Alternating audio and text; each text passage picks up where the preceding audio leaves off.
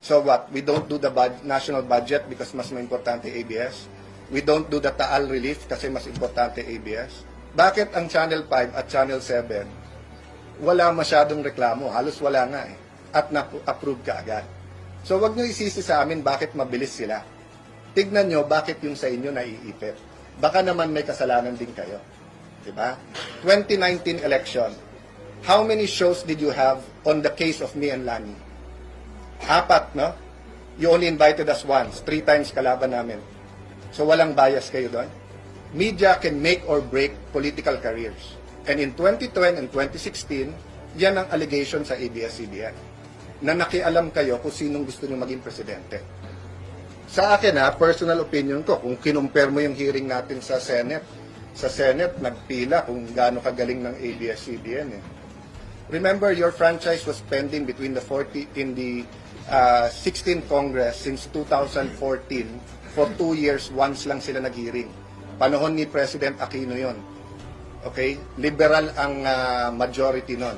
Wala naman kayong sinabing dinidribble ng mga liberal yung franchise ng ABS. In the 17th Congress, 3 years, hindi rin na-take up. Wala naman nagsabing dinidribble. So ngayon, sinasabi, just because kaming dalawa ni Chikoy mahilig mag-basketball, dinidribble namin. You know? I respect people who think that way, but it's absolutely not true. I watched one time sa inyong broadcast. Bakit ang 5 at 7 ay mabilis na pasa? Ibabalik ko ngayon sa management ng Channel 2. Kaya sinabi ko mag-soul searching kayo. Bakit ang Channel 5 at Channel 7 wala masyadong reklamo? Halos wala nga eh. At na-approve ka agad. So wag nyo isisi sa amin bakit mabilis sila. Tignan nyo bakit yung sa inyo naiipit. Baka naman may kasalanan din kayo. Diba? And that's why tayo mag-hearing. Para malaman natin kung meron o wala. So if it's just the natural friction between politicians and the news, then we should grant the franchise. But if there are violations of law that threatens our democracy, then the committee or the Congress has to do something about it. Yes, go ahead.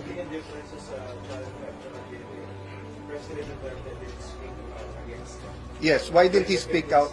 Why didn't he speak out against them? Because he didn't think they were biased. No, it's not one person, Christian. Let me ask you this question. 2019 election. How many shows did you have on the case of me and Lani? 4, no? You only invited us once. 3 times kalaban namin. So walang bias kayo doon? Si Swansing, mag-asawa, congressman from 2 districts, you didn't have a hearing about them. Yung Albano, mag-asawa, you didn't have a hearing against them. So are you saying to me now there was no bias there? Bias in that particular respect. 4 shows, ha? 4 shows. So you don't think that I should ask that to you during the hearings? Para makasagot ka rin at makavent din ako nung angle ko. GMA 7 did not have 4 shows. I don't mind criticism. I get criticized every day. Diba? But I mind bias.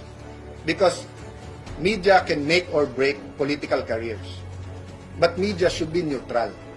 You should not be for or against any speakership candidate for any candidate sa distrito. You should not have presidential candidates. And in 2010 and 2016, yan ang allegation sa ABS-CBN. Na nakialam kayo kung sinong gusto nyo maging presidente. Well, regarding Attorney Gadon's petition, I've appealed to the anti-ABS na if you think ABS was unfair at certain points in history, let's not be unfair to them now. Let's have a hearing and let's throw the accusations directly to them and let them answer. So it makes no sense that if you're accusing someone of being unfair, then you be unfair to them. Diba? So sa akin, pinakiusap ko sa ating kababayan, please don't stop us from doing our job. But it's his right. He's a lawyer, he's a citizen of this country.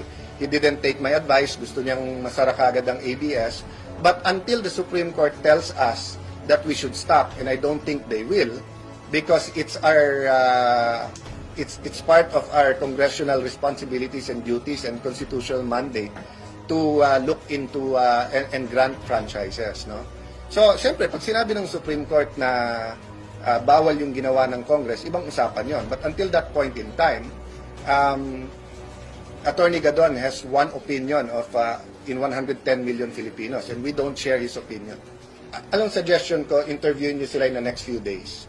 Kasi siyempre, iba yung context na dito sila tinatanong, kapaligid sa kanilang Kongreso. So, they might feel that there's an infringement. But I read the NTC letter, especially the answer of Secretary Guevara, very clear. An applicant who has previously granted the franchise by Congress could be considered a qualified applicant within the purview of the MC and could accordingly be issued a provisional authority to operate, subject to Congress' eventual disposition of the franchise renewal bill. Conclusion. Based on the foregoing discussion, there is sufficient equitable basis to allow broadcast entities to continue operating while the bills for the renewal for the respective franchise remain pending with Congress. That's why nga, to allay any fears, if it is an attack on ABS-CBN or on the franchise, what the committee will do is simply deny, sarado ang ABS-CBN. Di ba? We will not go through all this effort and these news cycles just so that isara. No. We are sincere in wanting credible, fair hearings, objective hearings on this.